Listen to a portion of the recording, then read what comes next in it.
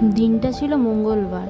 সেই আগের মতন সিদ্ধার্থ চলে গেছে নিজের অফিসে, আর সকাল থেকে পুরো আমি একা। বাইরে ব্যালকনি দিয়ে বেশ সুন্দর হাওয়া বইছে, আমি একটা বই নিয়ে বসে পড়েছি। সারাটা দিন কিভাবে কাটাবো জানি না। সকালবেলা ঘুম থেকে উঠে প্রথমেই ব্রেকফাস্ট করে নিয়ে তারপরে বসে পড়লাম একটা বই নিয়ে।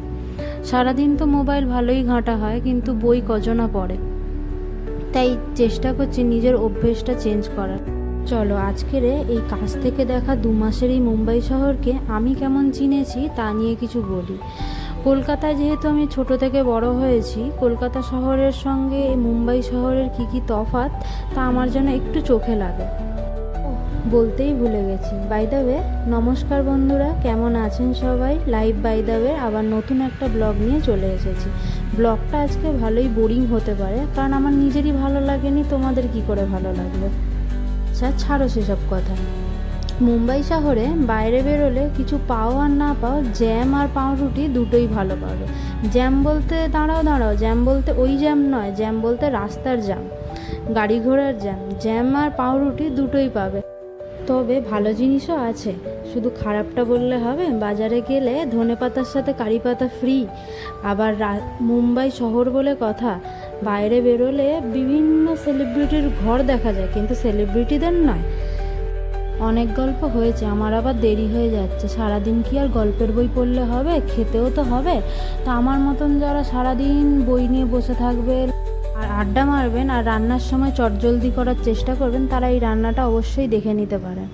এটা কিছুই না, ভাত বসিয়ে দিয়েছি এক জায়গায়, আর বেগুন ছিল ফ্রিজে, বেগুন কিছু কেটে নিয়েছি, 3টে মতন বেগুন কেটেছি, আর বেগুনটা ভাজতে দিয়ে দিয়েছি নুন হলুদ দিয়ে।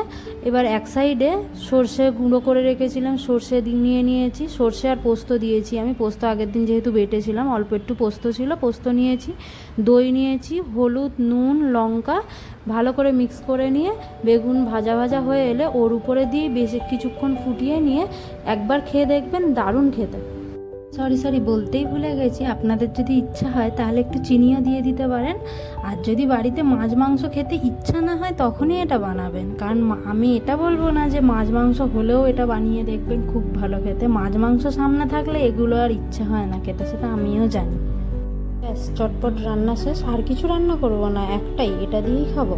আমি খাওয়া শেষ হলে যদি বেঁচে থাকে সিদ্ধার্থের জন্য রাখবো। যতই হোক পতিদেব বলে কথা, ভালোবাসি, না রাখলে কি আর হয় বলুন? আপনারা ভিডিওটা দেখতে থাকুন, ততক্ষণ আমি ঝপ করে সিদ্ধার্থ এসে গেছে, দরজাটা খুলে দিয়ে আসি।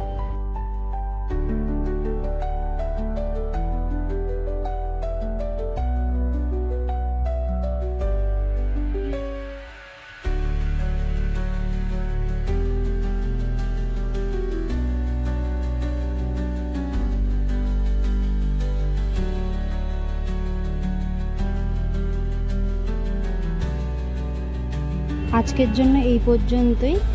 আর ভিডিও তো কিছুই করিনি, যেইটুকু ভিডিও করেছিলাম পুরোটাই আপনাদের সাথে শেয়ার করলাম। আর তারপরেও বলবো যে অবশ্যই ভিডিওটা দেখবেন, আর যদি ভালো লেগে থাকে অবশ্যই লাইক কমেন্ট অ্যান্ড শেয়ার করবেন। সবাই সুস্থ থাকবেন, দেখা হবে আবার একটা নতুন ভিডিওতে। আজকের জন্য বাই।